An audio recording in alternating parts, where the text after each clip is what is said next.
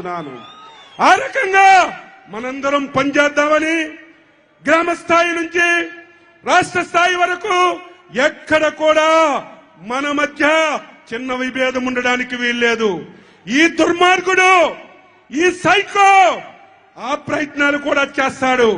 కులాల మధ్యన తగాయిదా పెడతాడు, మతాల మధ్యన తగాయిదా పెడతాడు, ప్రాంతాల మధ్యన తగాయిదా పెట్టి రాజకీయ లబ్ధి పొందాలని ప్రయత్నం చేస్తాడు.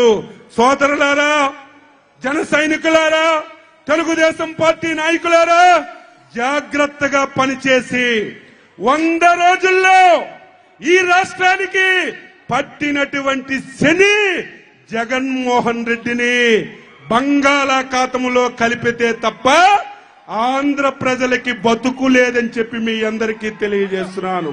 అందుకే ప్రజలారా, 5 కోట్ల మంది ఆంధ్రులారా, ఈ వేదిక ద్వారా మీకు నేను కోరుతున్నాను, ఇది తెలుగుదేశం పార్టీకి ప్రజలకి జరుగుతున్నటువంటి ఎన్నిక కాదు. ఈరోజు తెలుగుదేశం పార్టీకి జగన్మోహన్ రెడ్డికి జరుగుతున్న ఎన్నిక కాదు. రేపు జరిగినటువంటి ఎన్నిక 5 కోట్ల మంది ప్రజలకి, జగన్మోహన్ రెడ్డికి జరుగుతున్నటువంటి ఎన్నికగా మీ అందరూ భావించాలని, రేపందరూ వర్గాలకు అతీతంగా, కులాలకు అతీతంగా, ప్రాంతాలకు అతీతంగా రాష్ట్ర భవిష్యత్తు గురించి తెలుగుదేశం పార్టీ, జనసేన పార్టీలకి ఆదరించండి. తటస్థులారా రండి, కదలి రండి. మేధావులారా రండి, కదలి రండి.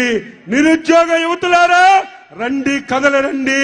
మీ భవిష్యత్తుని ఈ 2 పార్టీలు పునాదుల మీద నిర్మించుకోండి అని చెప్పి మీ అందరికీ తెలియజేస్తూ, ఈ అవకాశం ఇచ్చినటువంటి వేదికకి అభినందనలు తెలియజేస్తూ సెలవు తీసుకుంటున్నాం.